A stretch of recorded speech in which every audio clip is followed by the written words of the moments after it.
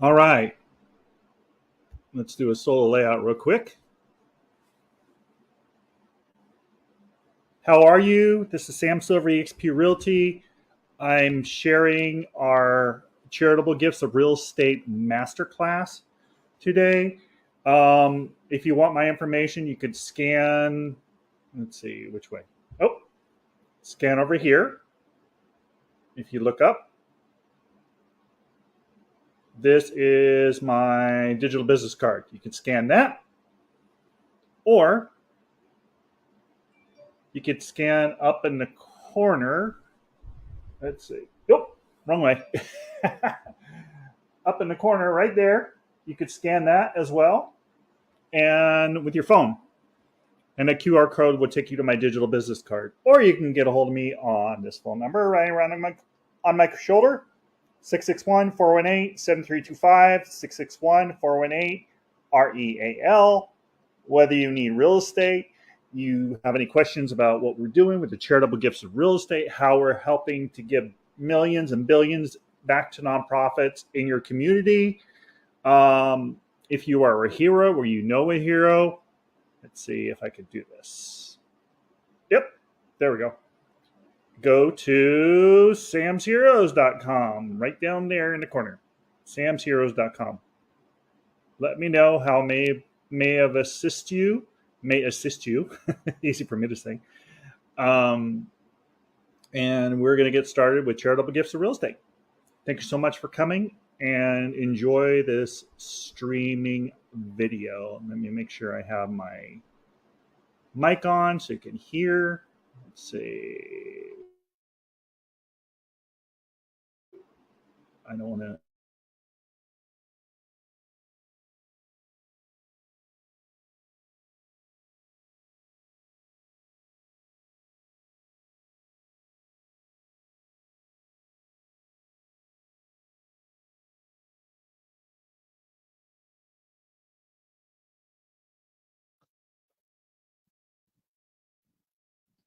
So Charitable Gifting of Real Estate Masterclass, we are real estate for real change. We call these legacy listings because every donation of real estate must be listed and liquidated in order to leave legacy for the nonprofits, the donors, and the advisors that are helping them. Now, this warning is really to be taken seriously. If you are not a go-getter, a do-gooder, a trailblazer, ready to take action on what you're getting ready to learn, then I highly recommend that you just stop now. Don't even watch.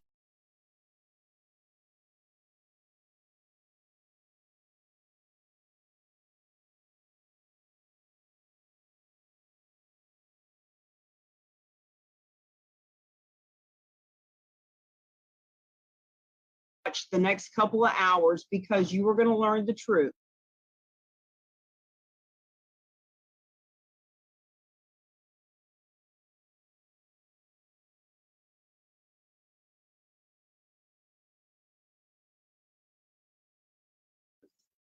The truth is, proceeds from gifts of real estate will always be a better way to fund nonprofits, better than any traditional fundraiser, period.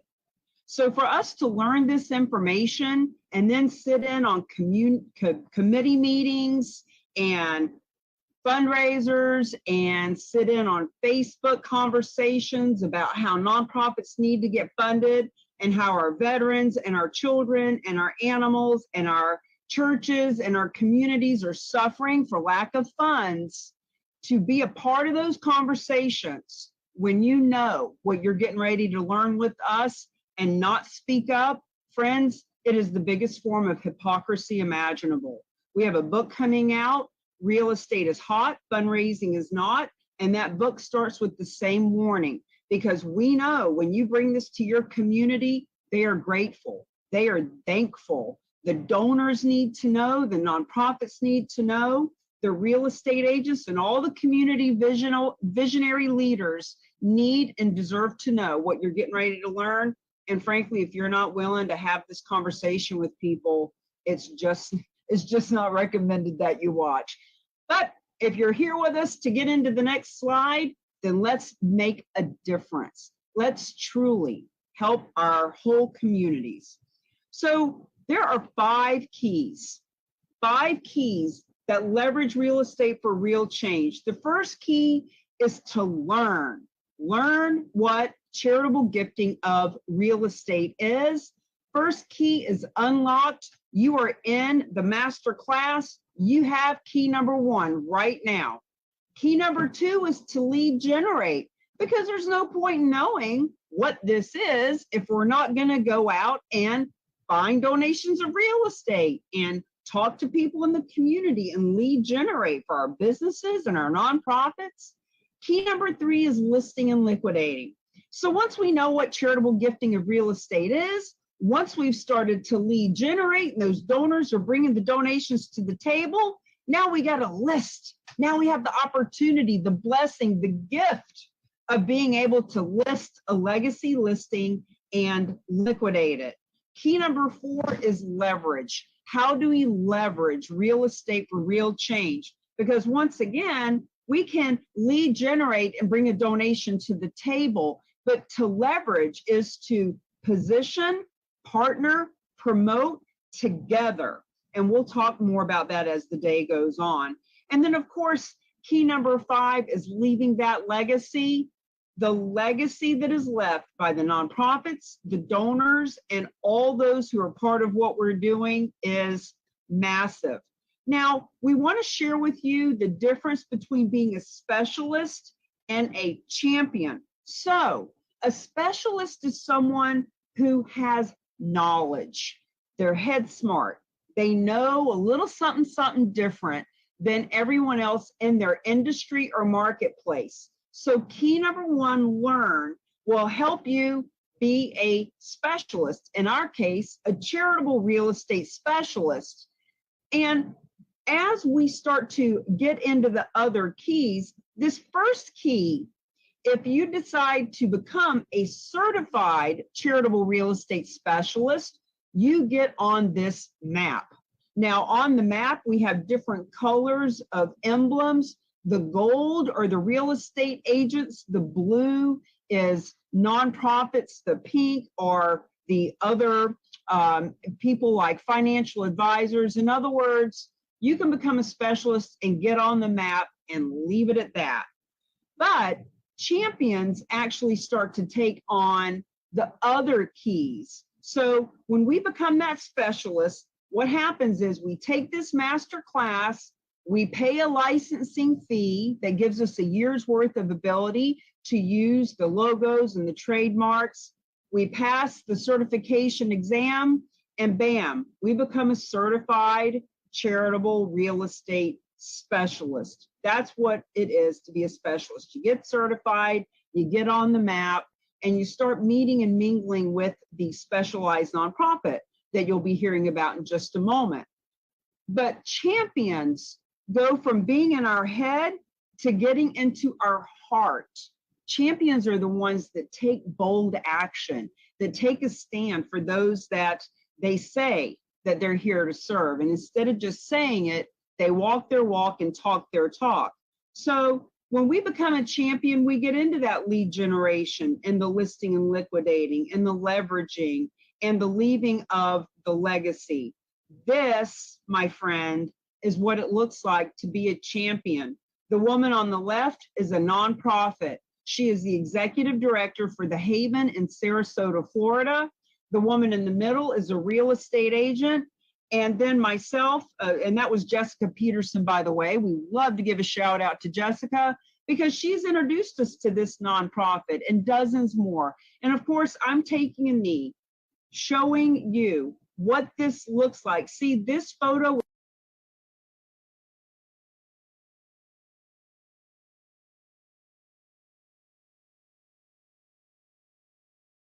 was taken to go into our book, Real Estate is Hot, Fundraising is Not.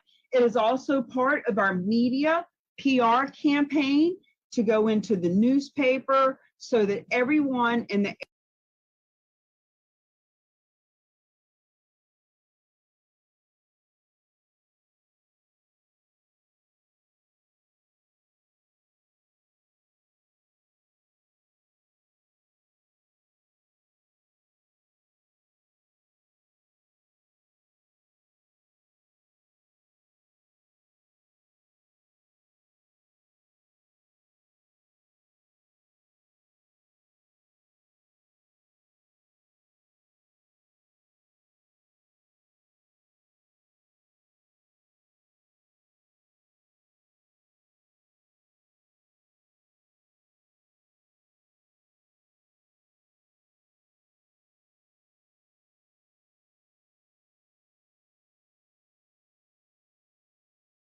area knows we don't have to suffer and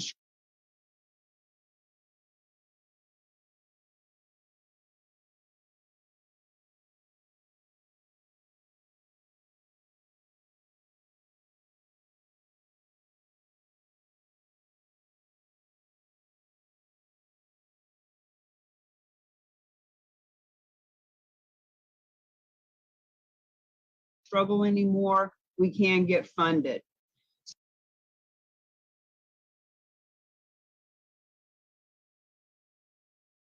So let's talk about what we're going to be doing here in the master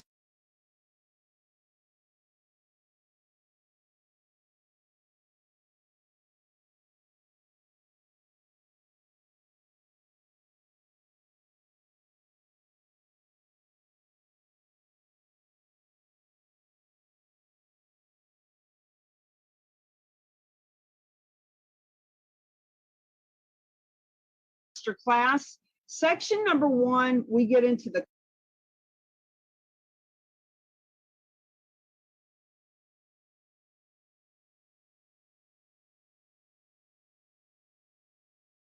concepts, collaborators, like what are we doing? Who are the real agents of change? Who is this specialized nonprofit?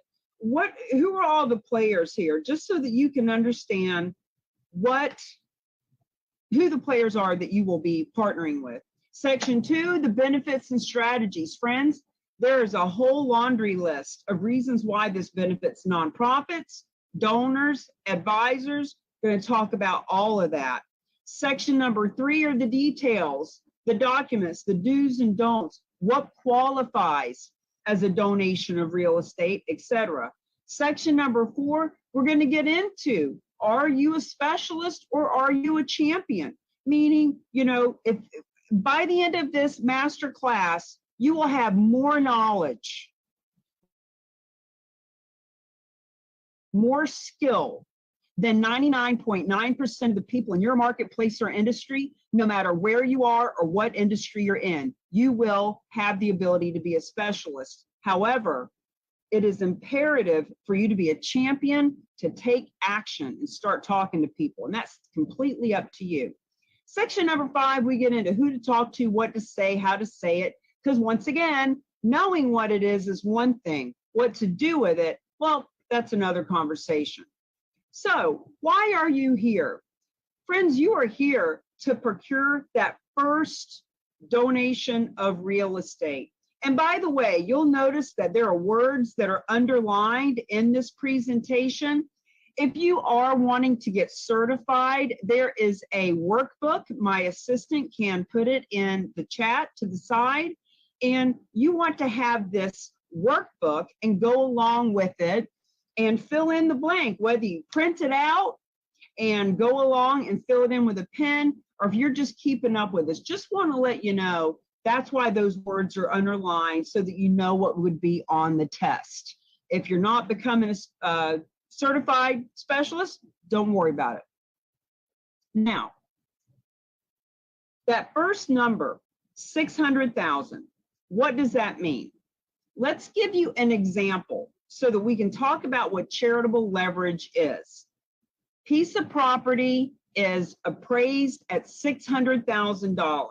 Now, in this example, just to keep the numbers round and easy, let's just say that it's free and clear, there's no mortgage to pay off, $600,000 appraised value. Now, the realtor would get a full commission to list and liquidate this donation of real estate. Let's say that full commission is 6%. There's $36,000 going to the realtor. Now it's split between the buying agent and the selling agent, but you get the drift. They're getting a full commission. To the client or the donor, here's where this number comes from. Because they are donating this piece of real estate that's valued at $600,000, number one, they are not paying capital gains tax. So it depends. What is their tax bracket? What was the basis when they bought the property? There's so many variables, but right off the bat, let's say that there is a 28%, 30% that they're not giving to the government for capital gains tax. That's 200 grand right there. And when they take this 600,000 that they can use as the basis for their tax deduction that comes off of their adjusted gross income, imagine you got your tax return, 600,000 comes off of your income that you're paying taxes on. There's another 275,000 that you're not giving to the government. So that's where that number comes from. The donor is saving $275,000 in taxes to the government. Now, your favorite nonprofit, $600,000 is, let's say that's the appraised value and the sales price. After the $36,000 comes off for the commission, there is $564,000 that are going to the nonprofit world because of this donation. Nothing's going to Uncle Sam, so the full proceeds are going to the nonprofit world. So if you add all that up, that $600,000 property is now leveraged to be a value of $875,000 because it's that much of a value to the community at large. You know, we get into a little bit more of these details if you sit in on the open office hours with our specialized nonprofit. They can get into all the nuances of the numbers and the tax deductions and all that stuff. This is simply giving you the concept of what we mean by charitable leverage, how to take a piece of property valued at $600,000 and make it worth $875,000. Now, why else are you here? Charitable gifting of real estate gives whether you're for-profit or nonprofit, it gives you the ability to strengthen relationships. You're giving a new tool, a new option to your donors as a nonprofit. You're giving a new option to your clients as a realtor. You are able to gain access to new communities, new donor base, high net worth individuals who not only want to learn about this, but are so grateful when you teach it to them that they're going to actually introduce you to others that are high net worth and or generous. This raises your profile. Whether we're talking about personal or professional, when you are now an advisor to help people give smarter, it raises your profile. And as a real estate agent that earns full commissions, and you can add value for you, your clients, your nonprofit, your community. So now we're talking about that whole charitable leverage. More introductions, more referrals, more fees, more commissions, more donations to the nonprofit world. This is a unique value proposition. It requires no selling. Friends, we do not sell a nonprofit on wanting to bring in 6 times more than what nonprofits who only take in cash. So nonprofits who take in cash versus nonprofits who benefit from non-cash assets, in our case, real estate, grow at 6 times what they would have if they only take cash. Financial outcomes, we just talked about the charitable leveraging.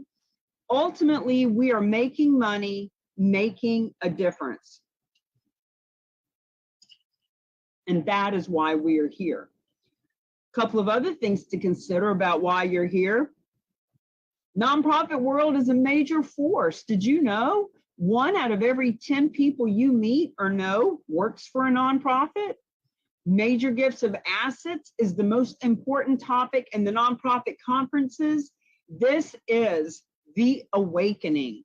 Dr. Russell James is one of our biggest advocates. He has written the foreword for our book, Real Estate is Hot, Fundraising is Not. And he talks about major gifts of assets on a weekly basis. Real estate is the largest asset class in America. 43% of our wealth as a nation is held in real estate. potential changes to the tax policy. Look, if they start limiting the 1031 tax exchange or increasing capital gains tax, this is a good option and opportunity for people who need to avoid those taxes. New money from gifts of real estate, potential exceeds over $20 billion a year. You're going to learn here that $9 billion a year is already donated to nonprofits through gifts of real estate, but experts say that 2% can go to 6% very easily, and that's why we are here. So here's what you're going to learn today. You're going to learn, why have I never heard of this before? We hear that question all the time. It was the first question I thought when I was sitting in a conference 2.5 years ago. How can I have been in real estate for 15 years and working with groups from, Ronald McDonald House and Make-A-Wish and all these fundraisers? Why have I never heard of this before? Who would give their valuable asset of real estate away? You'll learn about that. Why a specialized nonprofit is so important. You'll learn who are the real agents of change, those of us who are here to teach this topic and to bring it to the world. What is charitable leverage? We just talked about that, how to take that valuable piece of property and leverage it to make it worth even more. What do I do with this knowledge? So now that I know what it is, what am I supposed to do with it? How to find the first charitable gift of real estate, you're going to learn about that. And how do I leverage real estate for real change? Social responsibility, positioning, partnering, and promoting together to leverage our resources and relationships for more revenue for the nonprofit world and the for-profit world. So you may have questions. What we would like for you to do is write them down. You can enter them in the chat box. During this special edition, we are going to go through the information really quick. We are going to hold all questions until the end of the whole presentation this time. And the case studies that we normally show in between, we're going to hold all of those to the end as well. So if you have any of these questions, just pop them in. And at the end of our 2 hours together, if you'd like to hang tight, I'll answer the questions at the end. So to get right into the nitty-gritty, let's get into this section 1. Section 1, concepts, collaborators. What is this all about? What are we doing here? Let's mention what the connection is between philanthropy, real estate, and the IRS tax code. These are all definitions that I needed to learn and that a lot of people, keep in mind, 99% of folks have never even heard of what we're getting ready to talk about. So let's lay a foundation. Philanthropy and the IRS tax code. Philanthropy truly is when you give any of your time, talent, and treasure to make the world a better place. This is the definition of philanthropy. You do not need to be a Bill Gates. You do not need to be the one donating the real estate or even the real estate agent that is selling the property. You're a philanthropist simply by being here and investing your time right now to learn how to better humankind, mankind. 501c3. People ask all the time, what is that? It is an IRS designation for qualified organizations that provide goods and services for the public good. Now, this whole tax deduction thing was introduced in 1917 for charitable gifts of all kinds, not just real estate, but we focus on the donations of real estate to these 501c3s so that they can be liquidated and fund the programs that they are wanting to fund. So this law was put in place to incentivize all taxpayers, not just the wealthy. We have lots of great stories about people who aren't wealthy. They just donated real estate because it was the right thing to do. Charitable gifting of real estate to a qualified 501c3. That's what a gift is. It's donating it to a 501c3. It provides the nonprofit an asset that it can sell to fund its programs. It entitles the donor to a tax deduction against that adjusted gross income.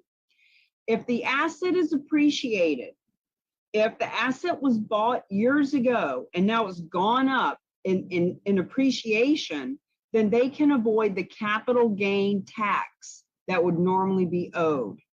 Sounds simple enough. It really does.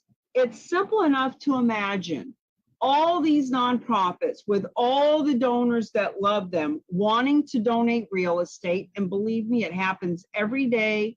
We talk to so many nonprofits who have been receiving phone calls for years of people wanting to donate real estate, and they just didn't know what to do with it.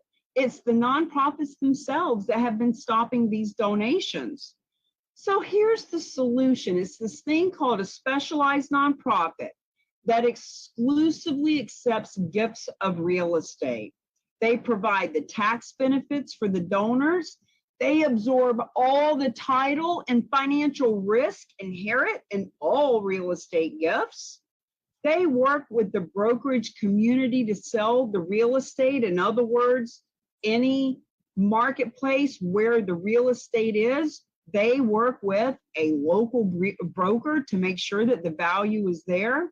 They pay those brokers, those real estate agents, a full commission to sell the property. Friends, this is important because even though we're helping donors give property away, and even though we're helping nonprofit, we want our real estate friends to know we don't want you to do it for free.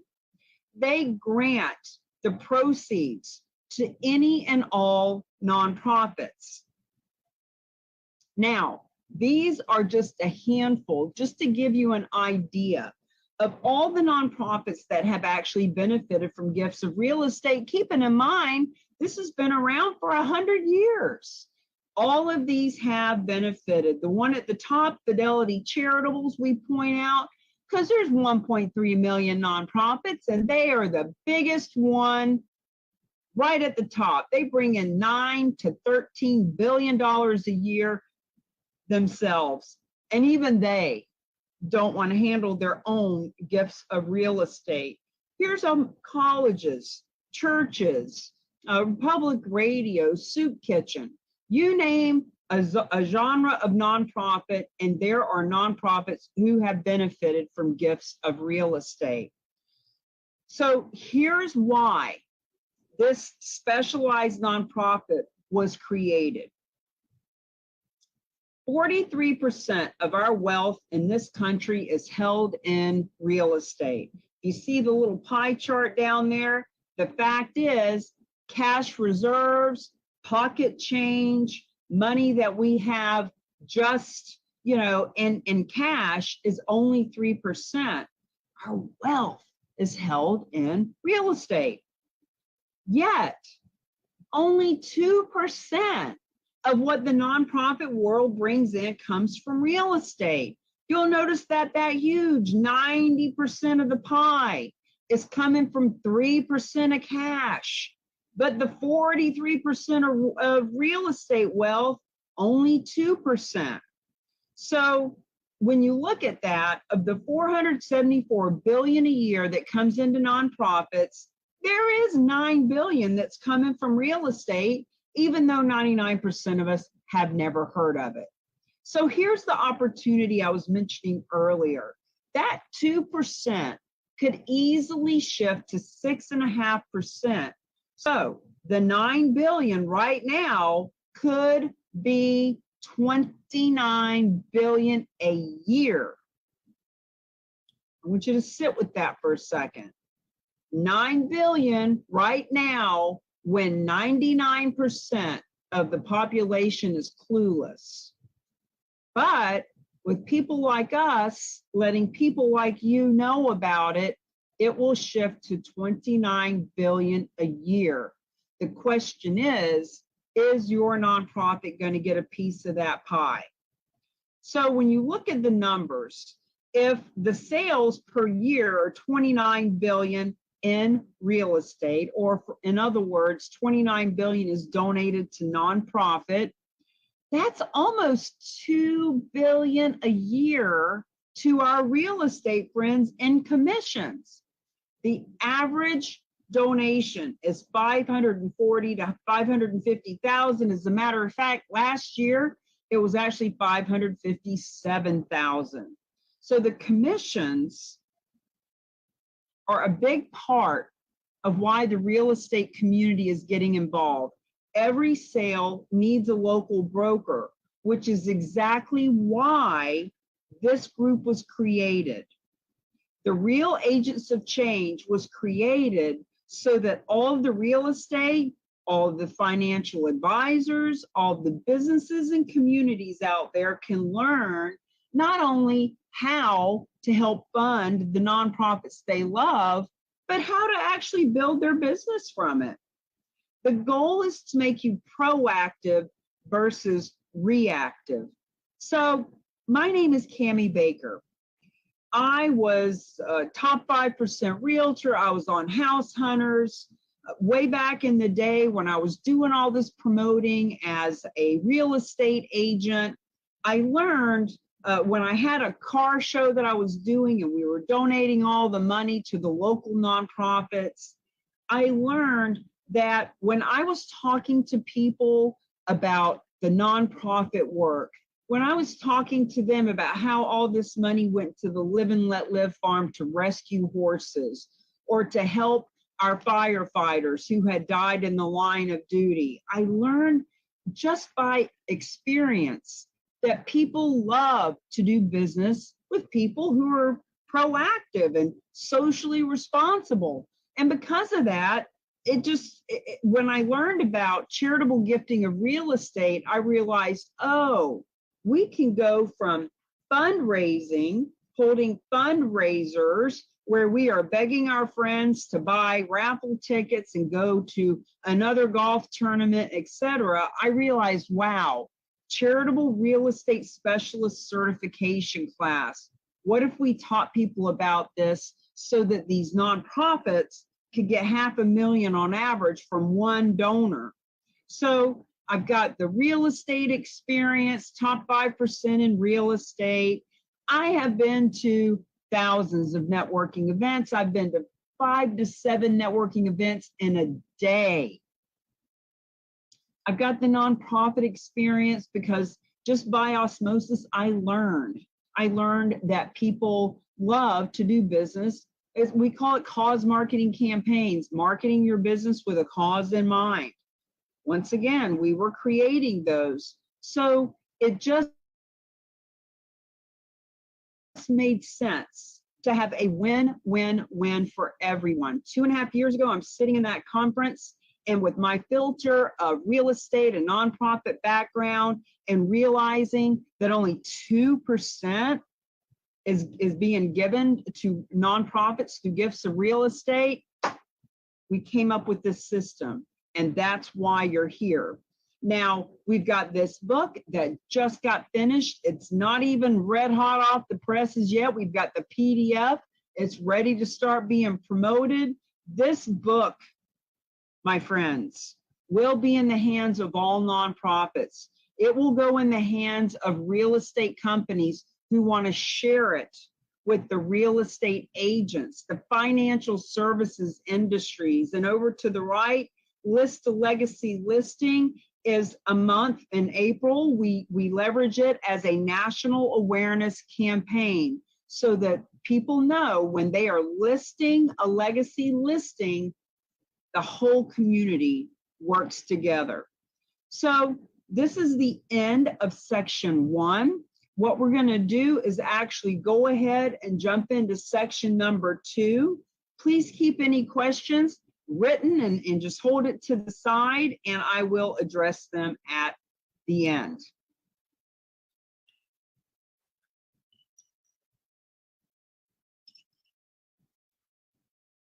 Section number 2. What are the benefits of all this to all the stakeholders? What are the strategies? How does it work? Why is it a win-win-win for everyone? Let's talk about this key holders concept. I like to think of it as the triangle of trust, but there's three major key holders. Number one, there's the donors. Donors can be private, donors can be corporate. We're talking right now about donors of real estate. The advisory community. When you think about advisors, think about anyone who advises people who own real estate. So whether it's a tax accountant, a financial planner, a real estate agent, any of the people who are advising clients who own real estate.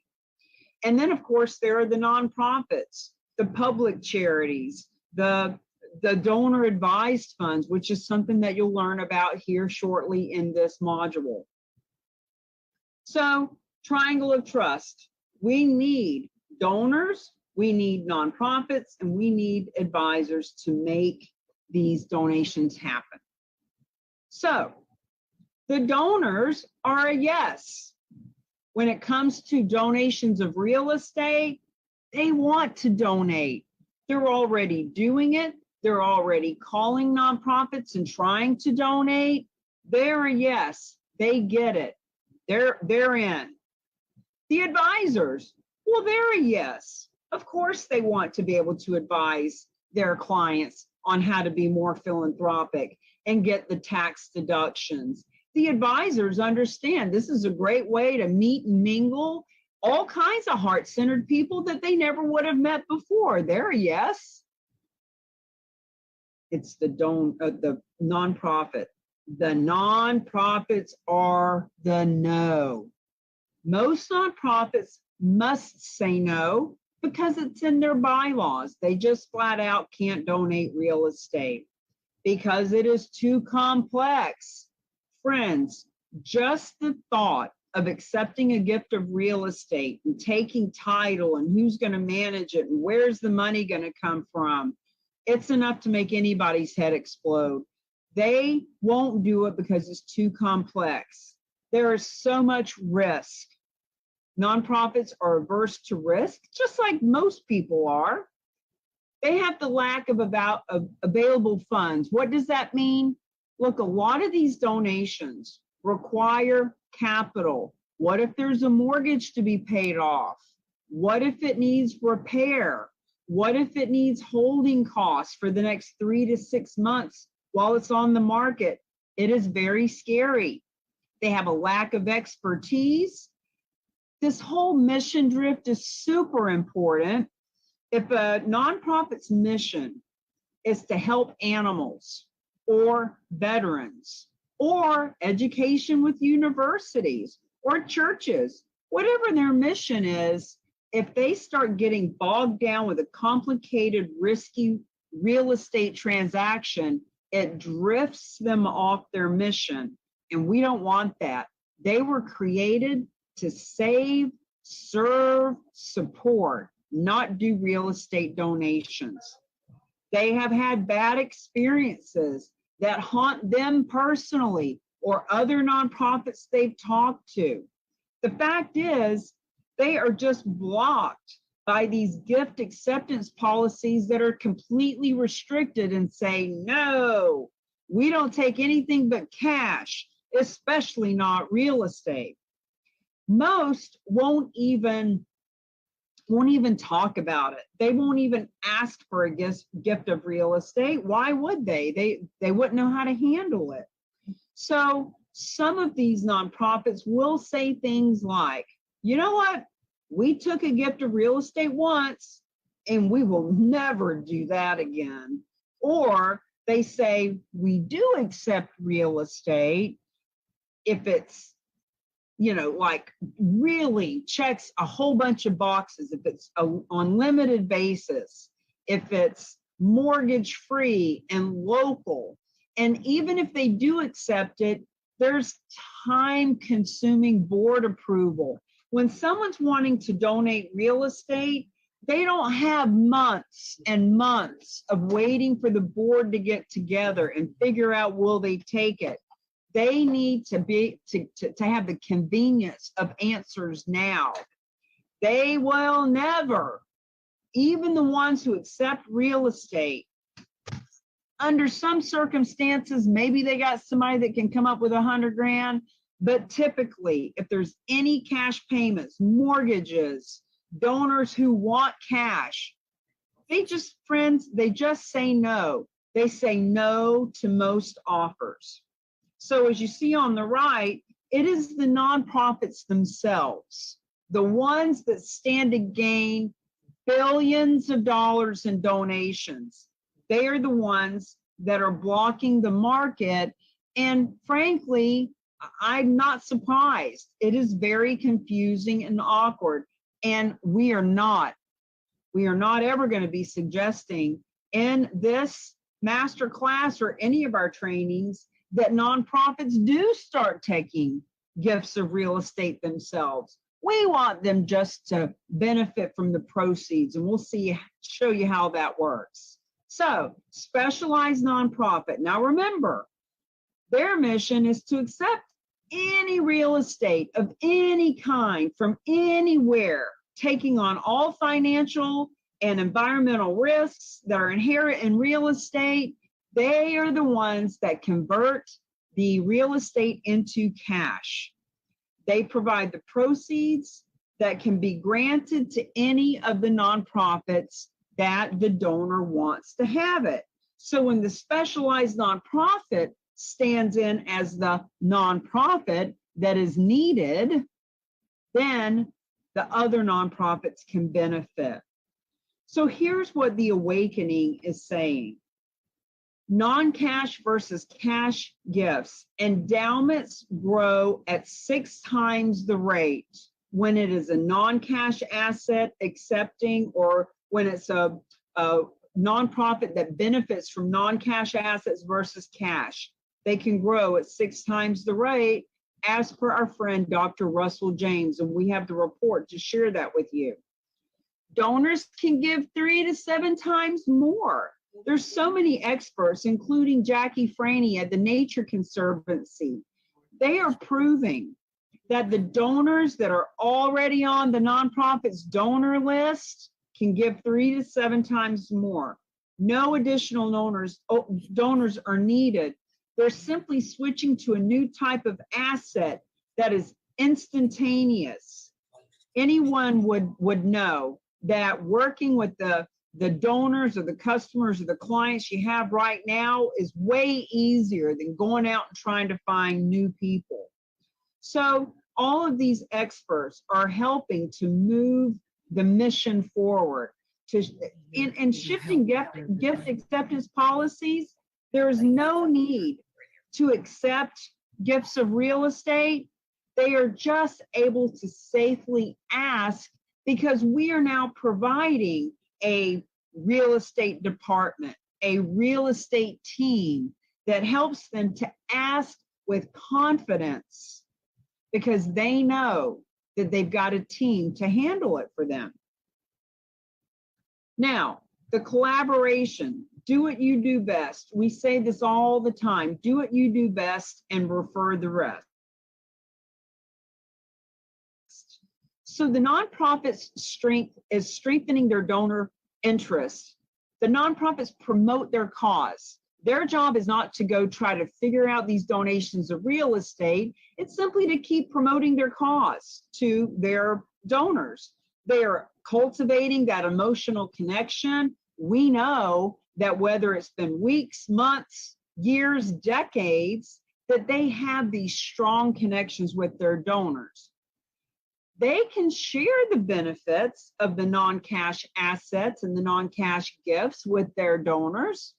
They can start asking for gifts of real estate confidently, with conviction, knowing that there is no risk to them in the way that we do it here. So the specialized nonprofit, what do they do best? They accept and fix and sell and grant the money to the other nonprofits. They intervene, as we can see on the right-hand side, They intervene in that triangle so that the other nonprofits can benefit. In essence, the specialized nonprofit is the nonprofit for all nonprofits.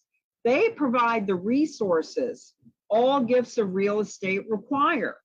They solve the complexity of the entire gift. And believe you me, over the last 2 or 3 years, I realized how complex these gifts can be, especially when it comes to dealing with the IRS and the tax papers and all that stuff. And they grant the bulk of the net proceeds to the other nonprofits. That's what they do best. The RAOC helps to bring us all together. Let's talk specifically about each of the triangle of trust, the benefits to the donors, the benefits to the nonprofit, and the benefits to the advisors. Benefits to the donors.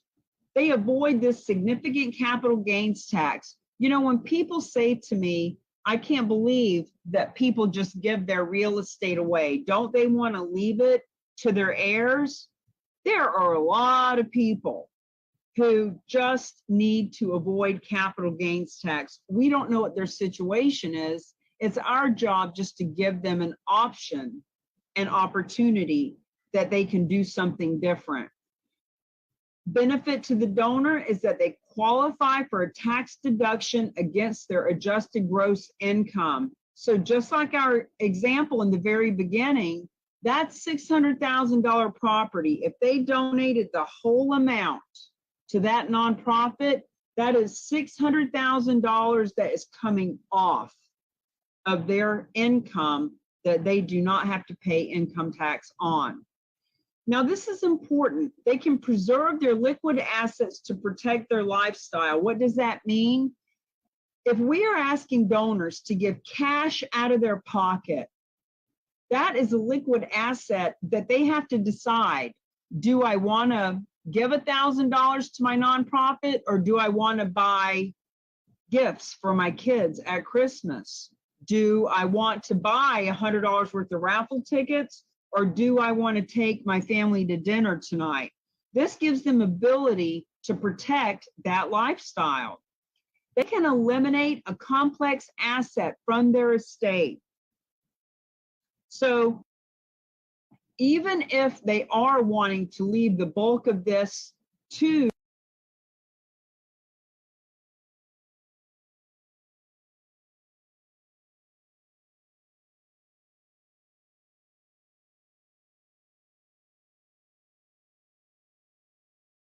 their children, when they can eliminate the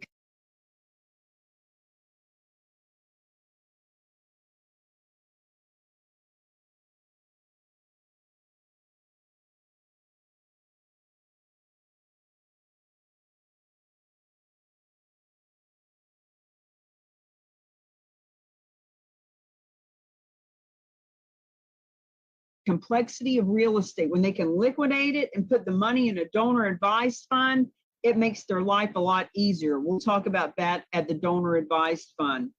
They can simplify their asset transfers to the next generation. So once again, donor has 10 pieces of property all over the country. They've got a strip mall and an office building and a restaurant and a 10-unit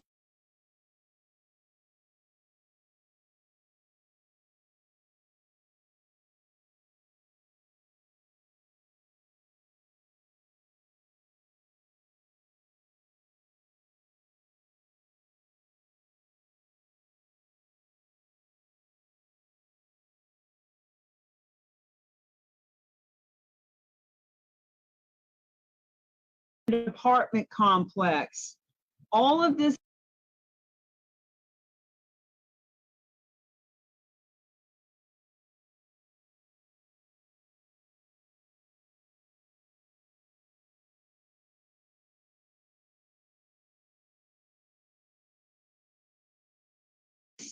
real estate that perhaps their children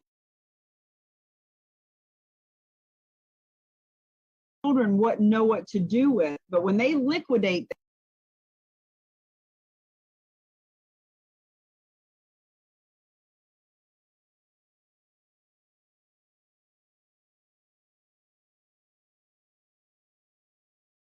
that and put it into a donor advised fund, now they can safely transfer that $10 million of asset to their next generation of their children. It's the convenience. Please take this off my hands.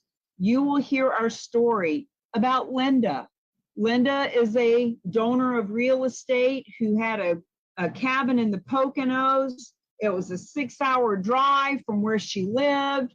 It was in disrepair. She would have had to hire contractors and realtors and the whole thing. It was confusing to her. When she realized she could hand over the keys and the deed, get the tax deduction, and have the convenience of not dealing with it, this was a benefit to her. And some donors don't want to donate the full value. What if it is a $1 million condo in Florida, and they say, you know what, I love my nonprofit, but I can't take that big of a tax deduction. And frankly, I'd like to get $500,000 out that I can put kids in college and go on vacation. In other words, they can pull cash out for any reason. It's called a bargain sale, and we'll get into that a little bit as well. The bargain sale means that they can take that cash and they can pay off debt. They can return their initial investment. Let's say that $1 million condo, let's say they paid $300,000 for it 10 years ago, and they want to get that initial investment back. They can do that. They can tailor the size of the charitable gift. $1 million condo, they've got their accountant who says, you can't take that large of a gift, pull $500,000 cash out, donate the rest. Easy to do.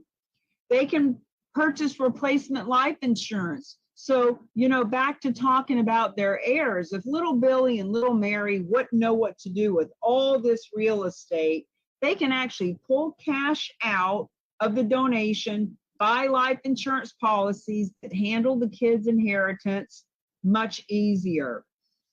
Ultimately, one of the biggest benefits to the donor is that they can leave legacy. They do not need to wait until they die for the nonprofit to get the inheritance. They can actually do it while they're alive, see where the money is go, and benefit by leaving this legacy. Now, you might be saying, okay, I get it. I'm impressed. These are some great benefits, but really, why do people donate their real estate?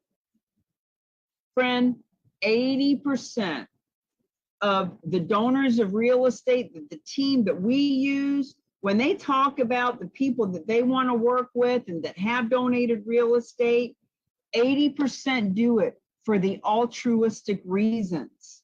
They are a veteran and they want to support veterans. They have 28 cats in their house and they love animals and they want to benefit the animals. They do it for the right reasons because they're heart-centered and generous. And look, 20% of them do it because it's a good business strategy. They want to avoid capital gains. They need certain tax write-offs that you and I just don't have any clue about. But that's why 20% of them do it. And remember, $9 billion a year is currently donated at an average of $550,000 per donation. That equates to about 18,000 donations, whether it's 18,000 individual people or people who donated 2 and 3 properties. Our friend Dr. James says that historically, once somebody donates a property, they see the convenience of it, they see the tax benefits of it. Historically, they will donate 2 properties in 1 year. So the moral of the story is it's happening. It's already happening. With our help, it will double in how it's happening. It's just a matter of whether or not you want your piece of the pie. And either way, what you need to know is that these people want to do it. They are grateful that you've informed them of it. They will be eager to learn more. So I can't stress enough that these donors are already in the donor list of the nonprofit world. Your favorite donor, 100, 1,000, 5,000 donors, there are gifts of real estate in those lists, and they want to learn about this. And just keep in mind that those same donors aren't only on the one donor list, they're on lots of donor lists. And if your nonprofit doesn't tell them about it, another nonprofit will, and they will be the ones that benefit. Now, where do you find these donors? I was just mentioning, they're in your donor list. They are in your center of influence as a realtor. 65% of all these donations come from financial advisors, so they're in their lists as well. But the point is, you already know them.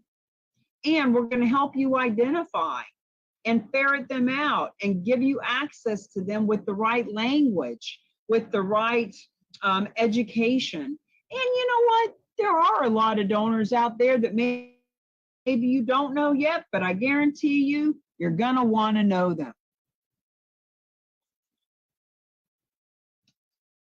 Let's talk for a minute about the benefits to the nonprofits. This should be pretty obvious that when 90% of what they are currently bringing in, it is reported, it is statistical, 90% of what nonprofits bring in is coming from cash.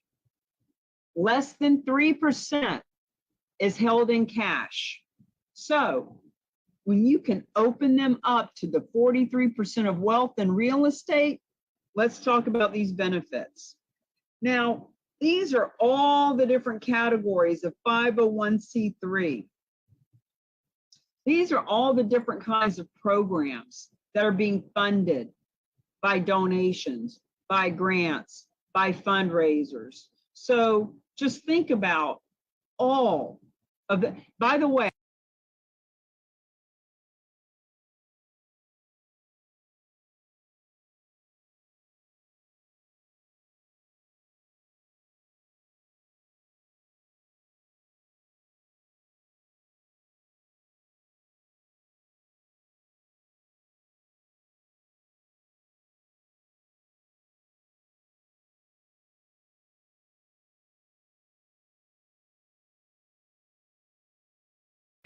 of the 1.3 million nonprofits, if you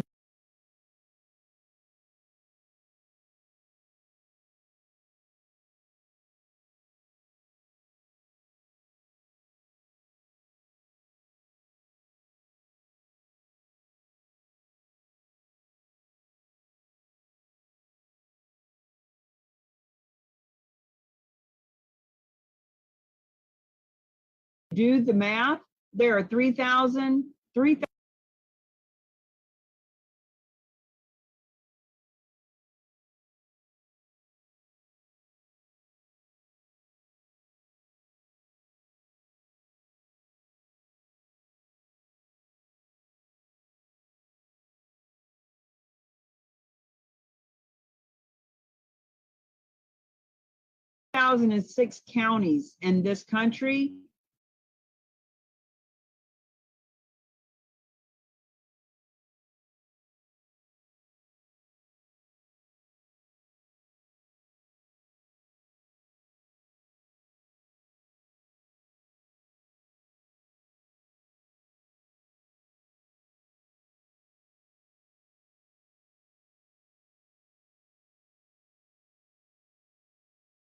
$432 nonprofits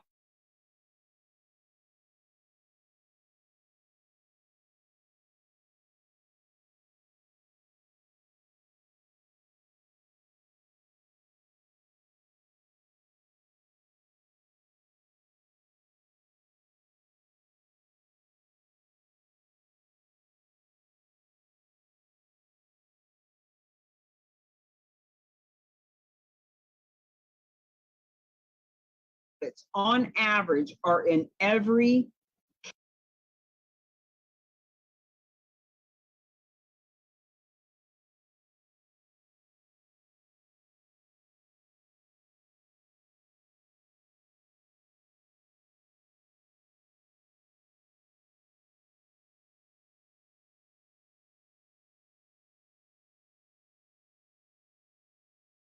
county. All these are in every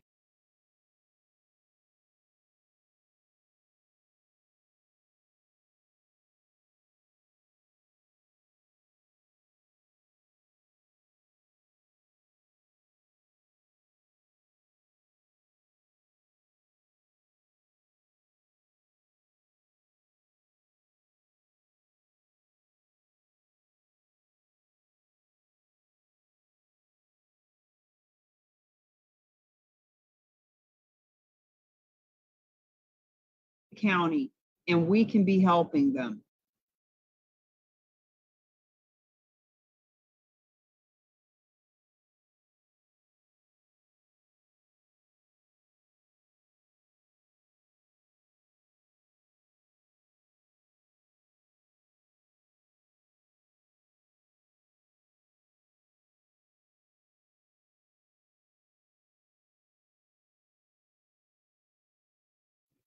Nonprofits, they can receive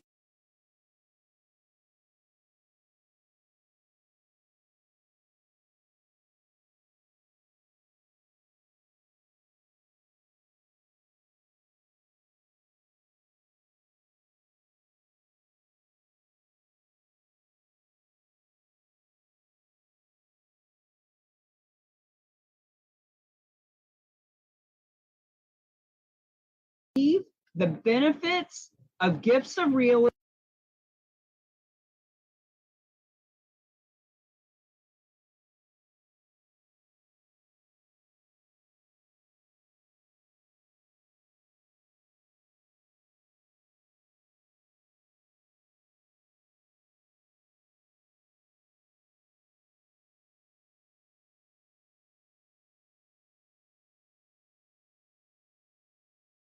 estate, but avoid the risk and liability.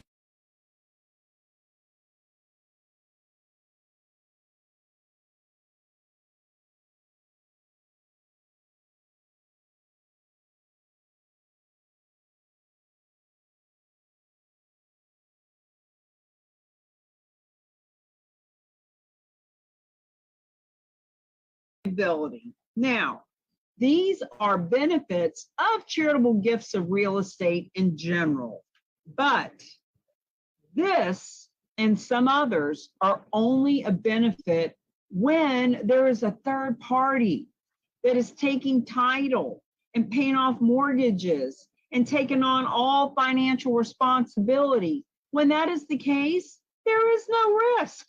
There is no liability.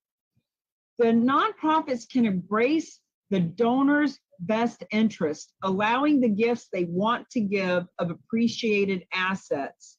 Friends, we don't know what assets our donors have. And if our donors can learn to give smarter from their 43% wealth bucket as opposed to their cash pocket, their change, their pocket change, we are embracing their best interest. It strengthens donors' relationships by tapping their wealth bucket. And when you got a third party that can talk to the donor, what if the donation doesn't qualify? The nonprofit themselves don't need to have that conversation. They've referred it off, and we can handle that for them. So we are helping them to tap into their wealth bucket as opposed to the income bucket. Now, when nonprofits can grow their endowments at 6 times the rate of nonprofits who only accept cash, it is a no-brainer. See, we said in the beginning, there's a warning here. You cannot unlearn what you're learning right now. And when the nonprofit you love or work at or the committee meetings you sit on, all the nonprofits that need funding, when you've now learned that they can grow their endowments at 6 times the rate of those who only take cash, it is our moral obligation to let them know. Now you know why the warning was there. They can receive 3 to 7 times more from their existing donors. We're driving this point home because a lot of the times Nonprofits can fall into the scarcity mindset. I don't know anybody who would donate real estate. Yes, you do. You've just never had this conversation before. Why wouldn't you know if they would? You've never been able to talk to them about it. But see, we give you a confident way to be convicted in how you are letting your donors know, because you have a real estate team that can help them and make you look good. The nonprofits can expand the number of major gifts without adding any new names to existing donor lists. We have a nonprofit here in Sarasota where I'm recording this. She said one of the biggest benefits when she heard about this was that they don't need to find new donors. The donors they already have can simply start giving in a different way. That's a big benefit to the nonprofit world. Now, when we start talking about benefits to advisors, advisors are anyone who advise people who own real estate, CPA, estate planning attorneys, financial professionals, real estate agents, tax accountants, real estate brokers specifically. They can elevate. Now, when Dr. James did his interview with me, he mentioned that when a real estate agent can go from being a real estate agent, a real estate broker, to an advisor who is advising people on the ability to give smarter, big, big difference. They can switch. Now check this out. They switch from a seller to a seller that is not emotionally attached to the property. So the donor of the property is donating their property to the specialized nonprofit. Specialized nonprofit is the seller of the property now. They're the one that's signing the listing agreement. They, unlike if you were working with the original donor who had 4 kids, all wanting to give you input, all emotionally attached to grandma's house, big problem. These guys are not only not emotional, but they're savvy and they respect the opinion of the broker that they're working with. These real estate agents, broker and agent, by the way, is interchangeable. It's a real estate agent. They can earn full commissions. Matter of fact, they're guaranteed to earn a full commission. If you're a realtor and you bring this deal to the table, you bring this nonprofit to the table, you go out and talk to people in general, and you find nonprofits that want to start benefiting this way, you'll get a full commission when you're the one that lists it. Financial advisors, let's talk about them for a second. They can move the hard asset of real estate into their assets under management. Now, there are many ways that we can help a financial advisor learn how to make money, making a difference with us. But imagine, if you will, their client has $1 million condo in Florida. They cannot manage that property. But when that hard asset is liquidated and put into a donor advised fund, now they can make fees off of managing those assets. Preserving the next generation of clients goes along with that. Now that that $1 million minus any expenses, now that that $900,000 is in a donor advised fund, when the original donor, when the parents or grandparents are done with that property and they put it in a donor advised fund, it is very easy to hand over ownership of that donor advised fund to the next generation. And that is how the financial advisor can maintain their client base. Now, for all of these advisors, certification as a charitable real estate specialist is a designation that no one in your industry or marketplace has right now. By 2025, there will be charitable real estate specialists, charitable real estate divisions in real estate office, insurance offices, Financial advisor offices, nonprofits can have their own charitable real estate specialists and divisions. We teach you how to become proactive. So learning this, remember, this is key number one. We're turning the key number one of learn to you right now to know how this works. But to become proactive means to learn how to leverage it out in the marketplace, how to go out and talk to people about this in such a way that they want to start introducing you to all the people they know with 10, 20, 30, 50, 100 properties all over the country. Strengthen those relationships with existing clients, friends. People are fickle. You have 5,000 past clients. They're always shopping around and looking for a cheaper commission. They're not very loyal. But when you can let them know, hey, I am the only certified charitable real estate specialist in this industry, in this marketplace, you've just strengthened that relationship with them. Gain access to new clients. This is a sophisticated conversation. No one else in your marketplace right now is talking about this. So when your clients find out that you have this tool, you can help people give smarter. You can help people liquidate their hard asset and simplify their estate. They will introduce you to others because the others that they know don't have an advisor who understands how this works. You can leverage marketing with all of this that I'm talking about. So the case studies, letting people know how this is benefiting nonprofits all over the country, very, very powerful. And then you're expanding. You're expanding your profile. Look, everybody knows 8 or 10 or 20 realtors and financial advisors and CPAs and attorneys.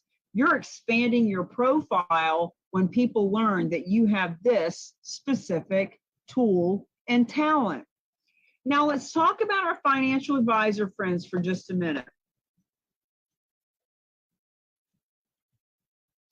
Financial advisors initiate 65% of major gifts. This is so important for you to remember, because even though everyone wants to go talk to their nonprofit friends, and they should, they need to let them know.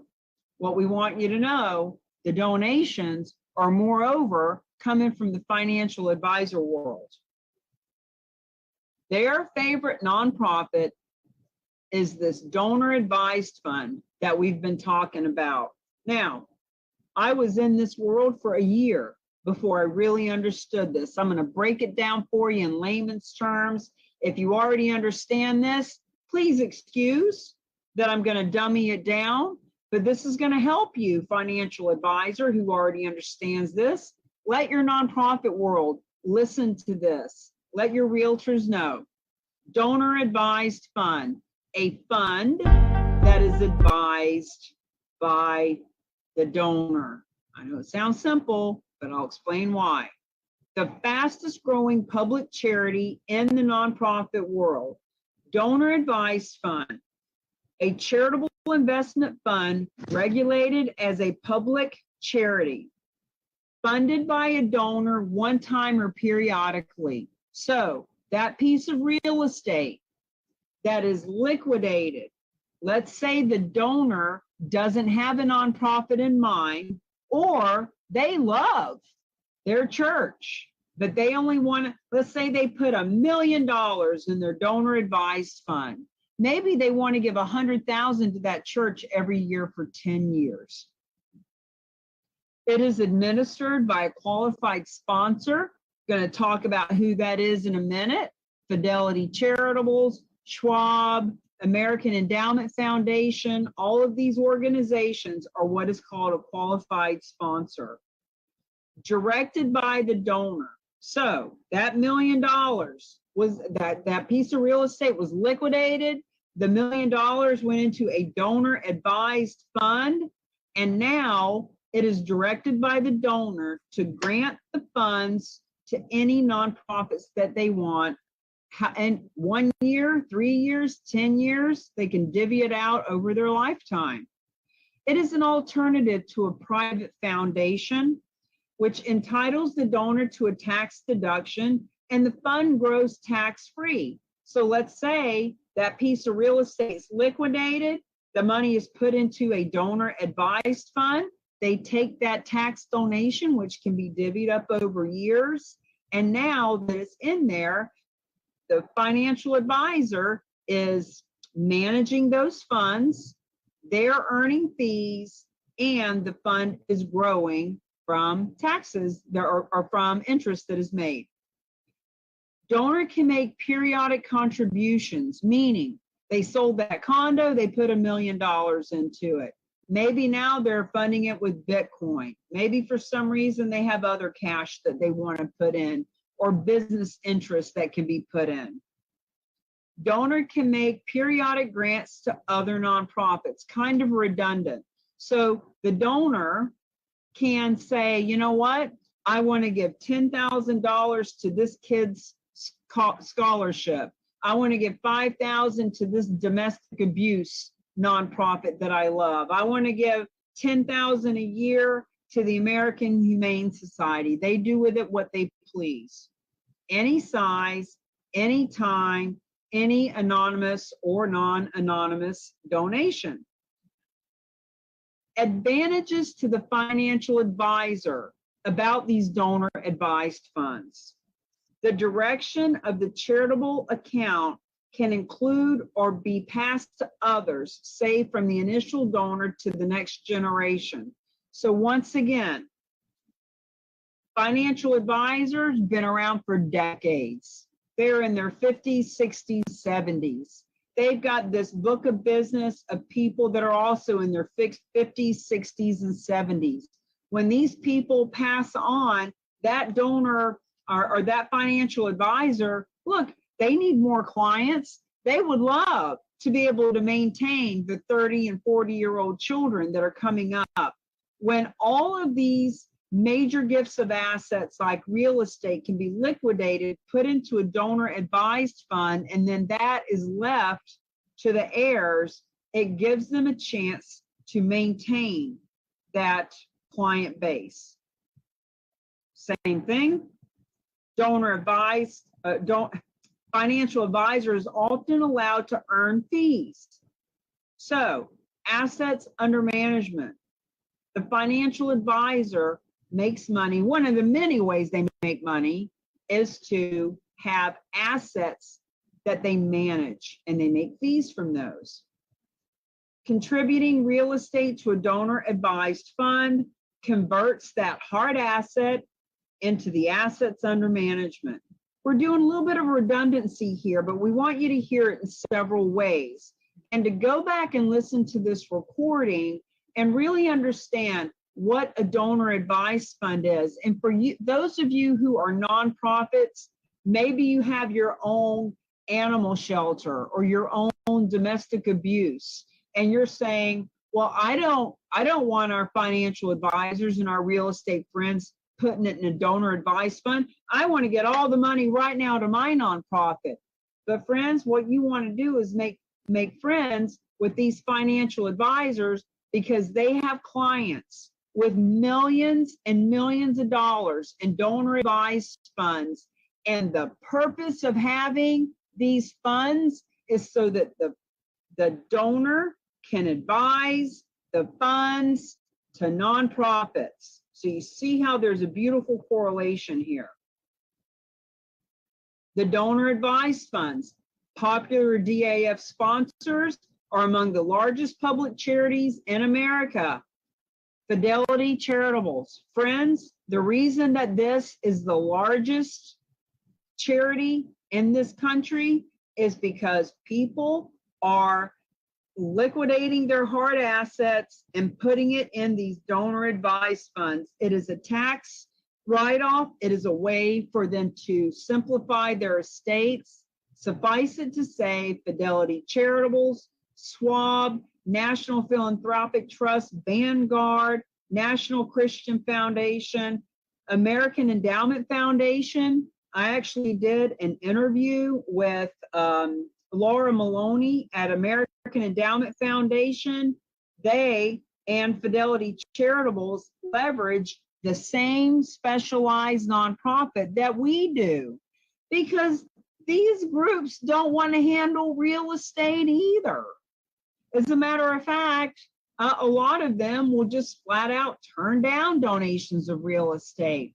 Financial advisor says to their client, hey, let's liquidate this real estate for a donor advised fund, and the donor advised fund doesn't know what to do with it.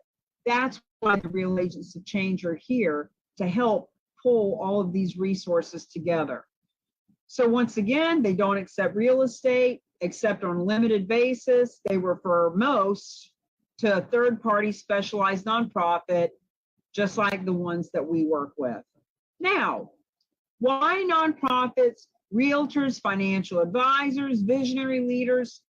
Why would you want to become a charitable real estate specialist or a charitable real estate champion? We at the RAOC are the only systems, support, and strategy to find the real estate donations, to handle the real estate donations, to position, partner, and promote, to find and handle more real estate donations. This is why realtors want to be on that map.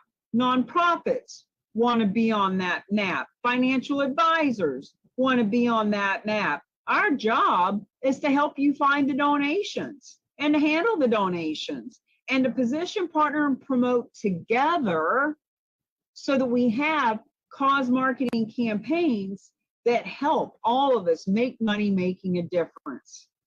And we have the only national database of all these specialists.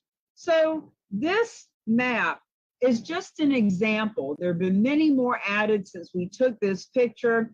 If you don't see your state, good.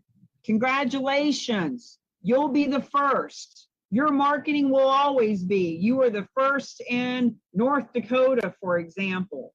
If you see some in your states, good. There are others there that you can partner with and play with.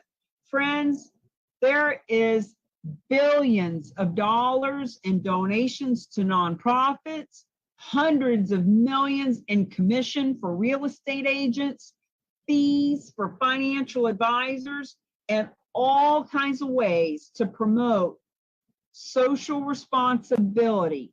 87% of consumers want to work with the companies and products and service providers that are on purpose. This map is growing to be the largest social responsibility campaign ever created. That's why you want to be on the map. Now that we're at end of section 2, what I'd like to do is just take a quick 5-minute break. It is 1:15. Let's come back at 1:20 and we'll jump into section number 3.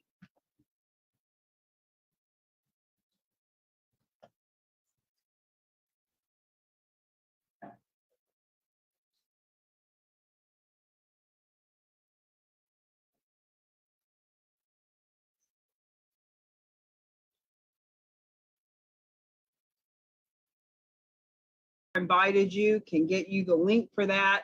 If you want to sit,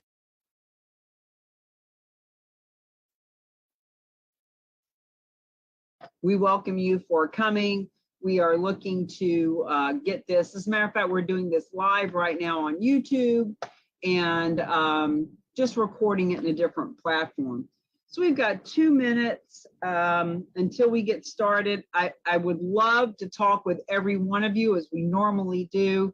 I'm just afraid we would get off track. We wouldn't get back on time. So it's 1:18.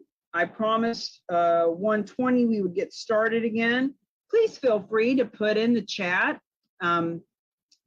your contact information, and in case there's anyone here that needs to know, like what market you're in, your email, your name, your link to your website, who you are, what you do. Just as an aside, from marketing perspective, position, partner, promote. Position, partner, promote. We talk about that all the time. Anytime you have the opportunity to promote your nonprofit, to promote your real estate business, to let people know that you're a tax specialist dealing with gifts of real estate, leverage that time. Why wouldn't you? Why wouldn't you put it out there? Okay, so I am going to start sharing screen and get us back on record. And here we go.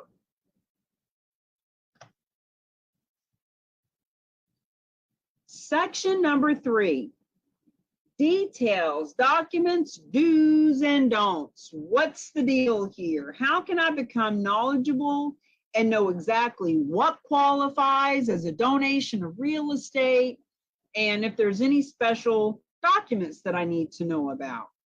So when we start talking about properties that qualify, the canned simple answer to that is any real estate can qualify except a timeshare. No timeshares. And keep in mind that the real estate that qualifies needs to have equity. So when people talk about probate or short sales, this is not about distressed property. If there's no equity, there is no donation. So let's move on. Going to give you some examples just to get the wheels turning, get you really thinking about this. Examples of qualified gifts. Residential. Did you know people actually donate their primary residence? And this is about not just donating it and leaving it in your will for when you die, but what if you actually donated it now? Maybe you bought an RV and want to travel the country. Donate your primary residence. You can donate second homes. Investment properties, commercial. So residential on average is $550,000 donation. Commercial is $900,000 on average. That could be multifamilies, office buildings, strip malls, restaurants, storage, hospitality, literally any kind of real estate, land, raw land. Now, we're going to talk in a minute about marketability. So if it's land out in the middle of nowhere that's landlocked and you couldn't give it away, not so much. Farms, ranches, once again, no timeshare, no timeshare, no timeshare. Now, what qualifies a property? Length of ownership. Because of what we're doing here is based on a U.S. tax code, you need to have owned it for at least a year for the capital gains tax and all of that stuff to start kicking in. So it's a year-long ownership or more. So marketability, just to be kind of clear on this, sometimes a property is not marketable right now, but it could become marketable. Let's say that it is a strip mall that's 70% vacant, and the parking lot is such a mess that you can barely get in the parking lot. And right now, maybe you could sell it for, $1 million, but the appraised value is $3 million if all that was done. If the stores were full and the parking lot was paved. In other words, that property can become marketable. But what if that current owner doesn't want to take the money to fix the parking lot? What if they don't want to put the money into putting a new sign out front? In other words, if the property is donated to our specialized nonprofit and the specialized nonprofit paves the parking lot, fills up the office or the storefront, now it is marketable. So even though a property is not marketable, it can become marketable. If it comes down to something that's contaminated, well, once again, maybe right now it's not marketable, but for a couple $100 grand, it can be cleaned up. Well, now it's marketable. So marketable simply means can this property be sold? Because when you think about it, if the specialized nonprofit is going to take title, take financial responsibility, pay taxes and insurance and hold it and all that, why would they take something that can't sell? Underlying tax circumstances are important as far as qualification, more from the perspective of, is this donor trying to pull one over on the government, or are they doing this because it's the right thing and they happen to get a tax benefit? Now, let's talk about minimum equity.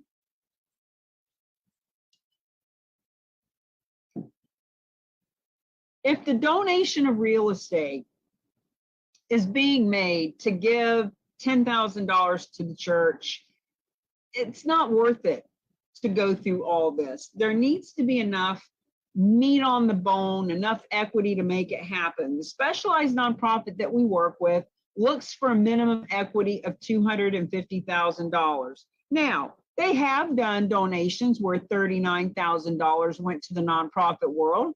There can always be exceptions, but here's why we look for this minimum. This specialized nonprofit is going to take on all financial responsibility. They, in some cases, are spending $200,000, $500,000, $1 million, $10 million on paying off mortgages and roofs and getting the property rezoned for a higher value, etc. Their minimum to do one of these deals is $20,000. Now, I talked to a lot of specialized nonprofits. Some specialized nonprofits keep 70% of the proceeds. Some specialized nonprofits keep at least 30%.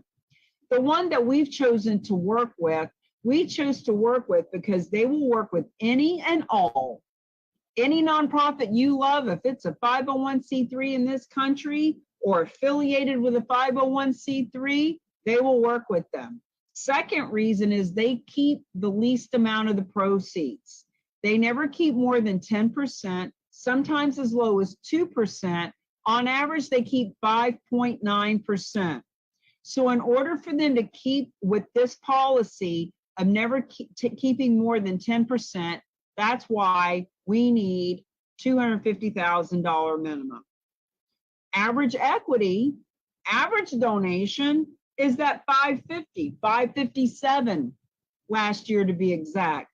So because the average is over $1 million, this minimum usually doesn't become a problem anyway.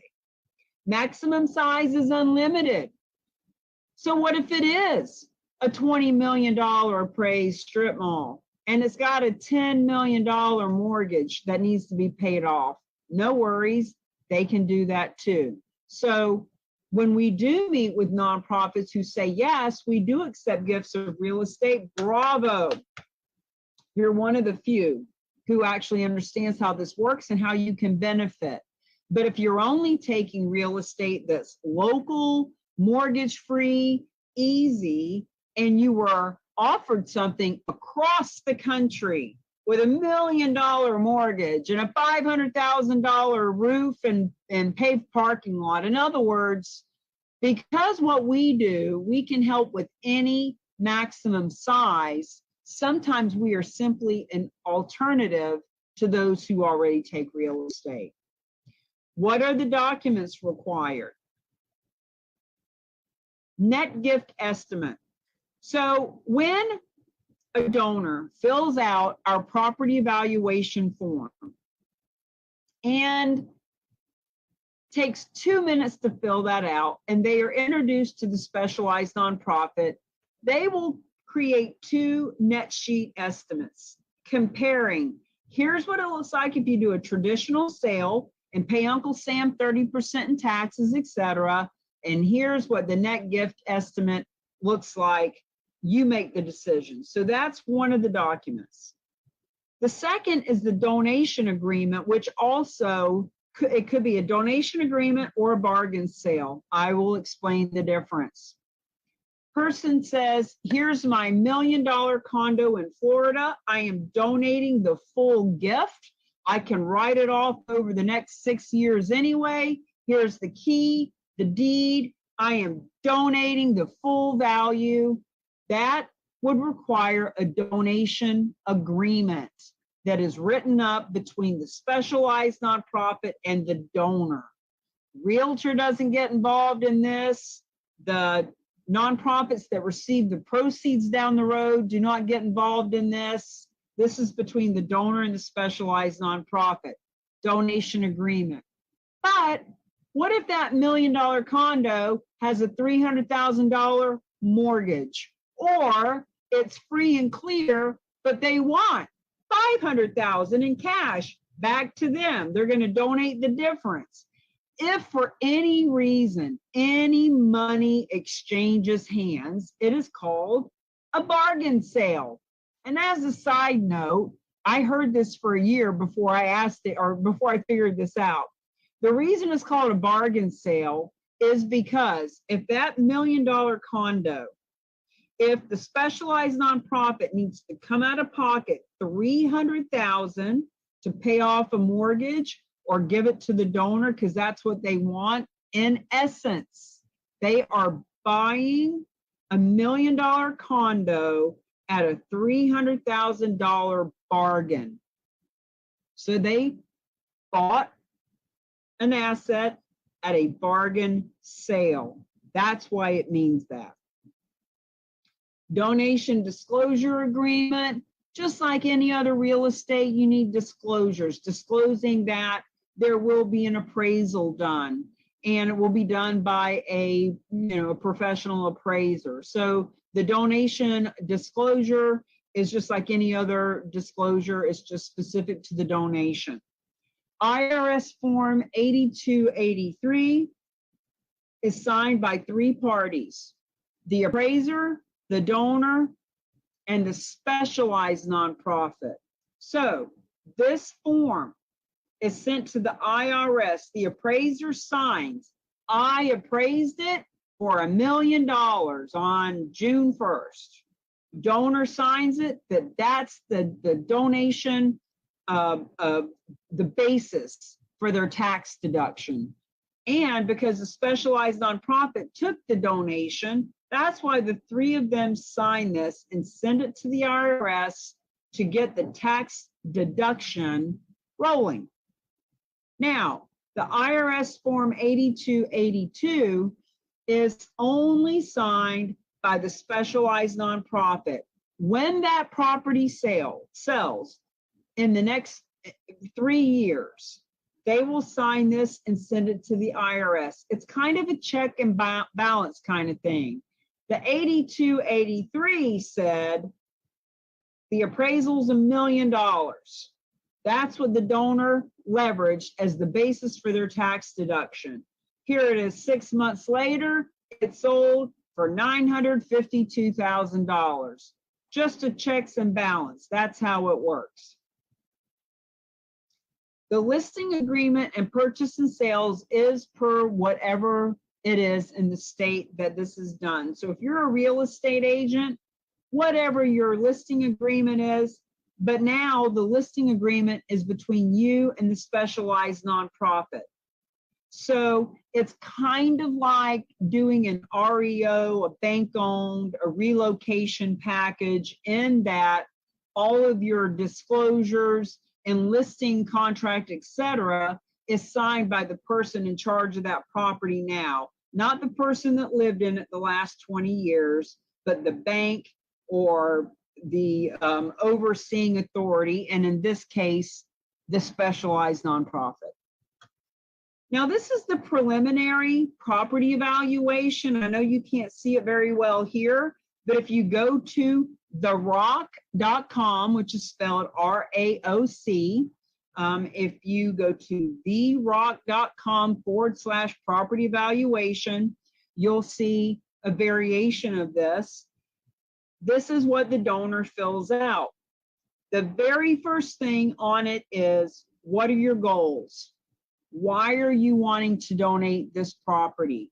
Who are you wanting the proceeds to go to? And the reason this is the first question is because everything we do at the Real Agents of Change and at the Specialized Nonprofit are completely transparent, above board, credible. Think about it. This specialized nonprofit does this for Fidelity Charitables and Oregon University and the Girl Scouts, etc. So we want the donors' goals to be in alignment with ours, meaning we want them, for example, if the donor were to write here, I plan to get $1 million appraisal, and then maybe if you can sell it for 300, I want to just get one over on the government. Not going to happen. Everything we do is above board. We want information about the property itself. You just go back to that for a second. And this takes about 2 minutes to fill out. This is what we give to the specialized nonprofit and introduce them to the property donor.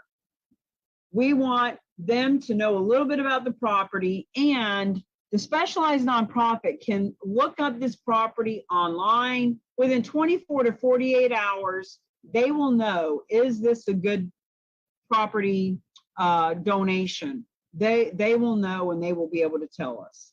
Now, this is what we call the roadmap to charitable gifts of real estate. I had someone a couple of years ago tell me, Cammie, can you just give me bullet points of what this looks like? So this map was created. And we end the meat and potatoes of this presentation with this, just to show you how easy it is to explain this.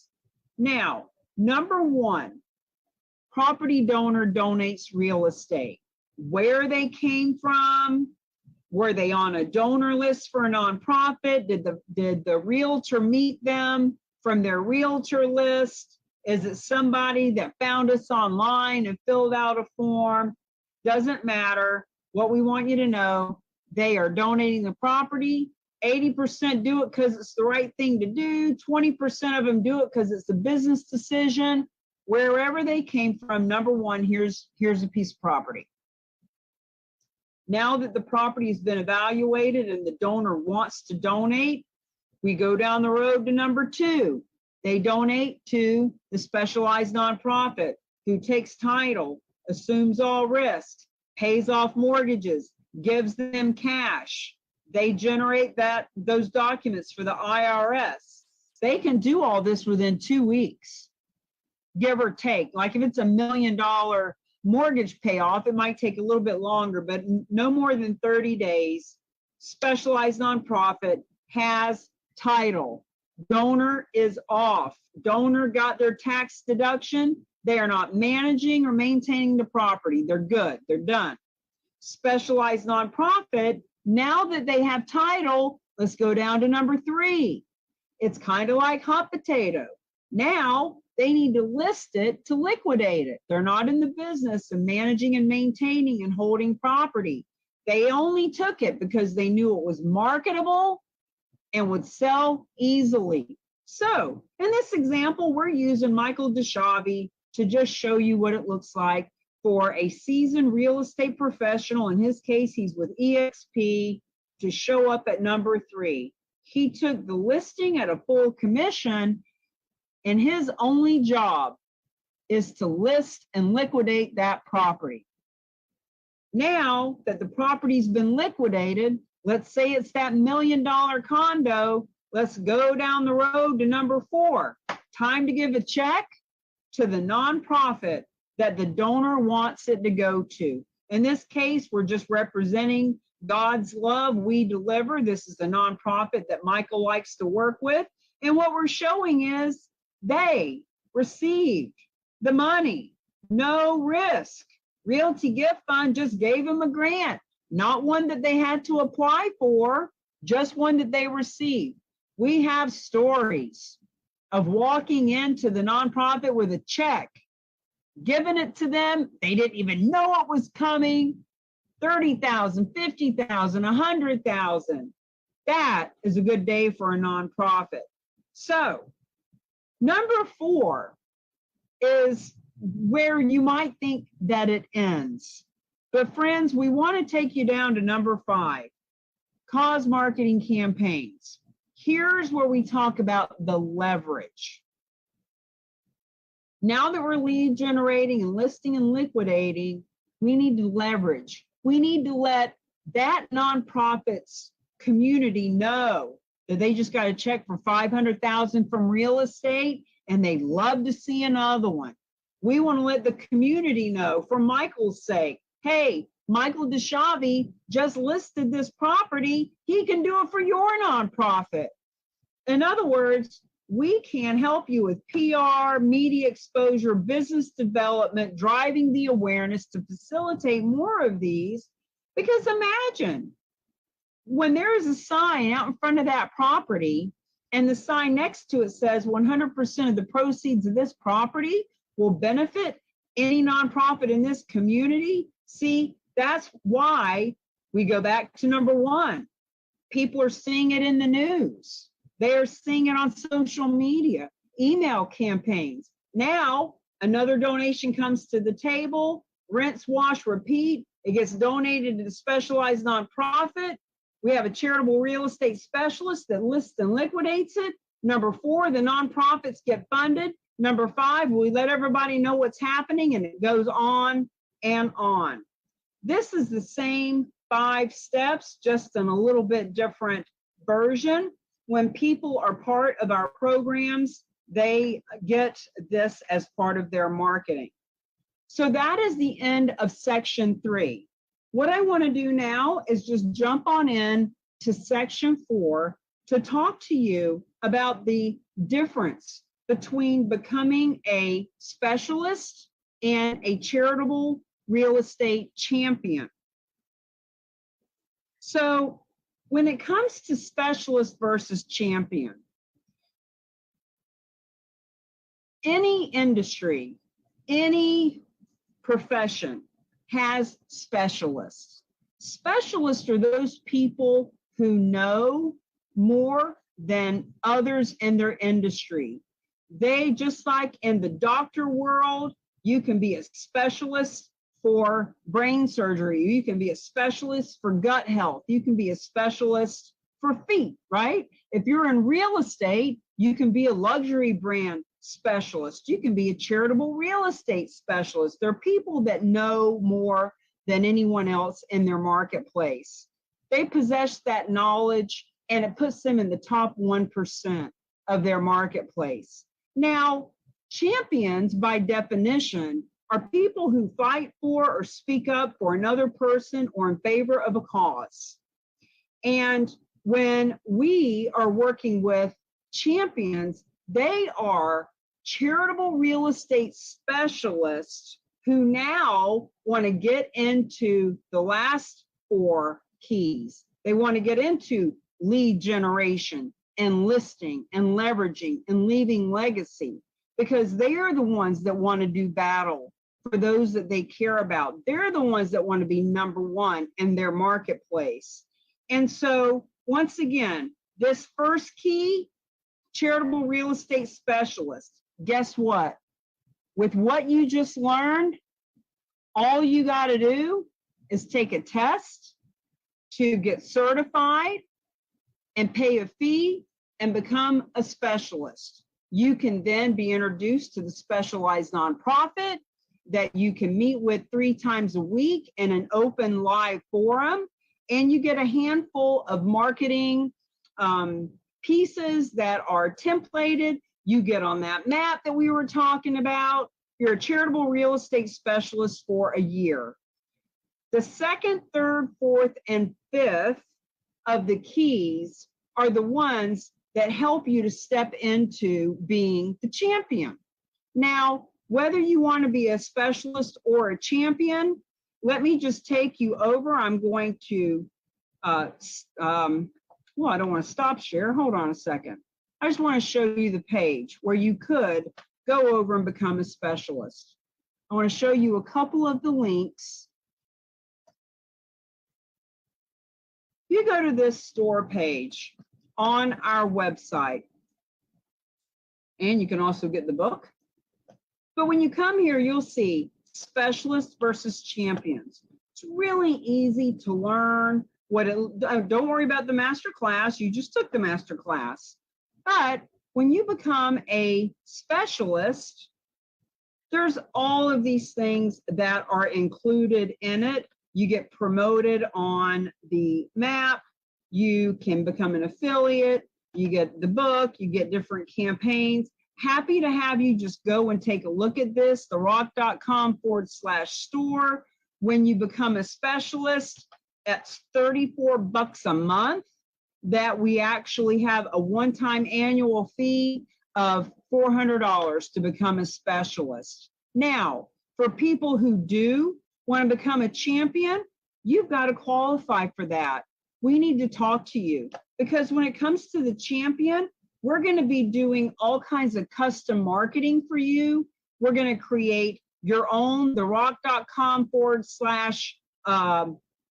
Cami Baker or Bob Smith or whatever your page is. We're going to provide to you a legacy launch pad so that the legacy launch pad gives you all you need to launch your legacy in 30 days. We give you all kinds of videos around that. This is just something for you to go look at your leisure. Now, what we want you to know is if you want to become a champion, this shows that it is a $3,000 upgrade. But if you qualify to be a champion, we do give you a discount code to bring that down substantially. You save at least $1,000 if you want to become a specialist. So after this master class, you'll get a list of all these links that you will know about. Just wanted to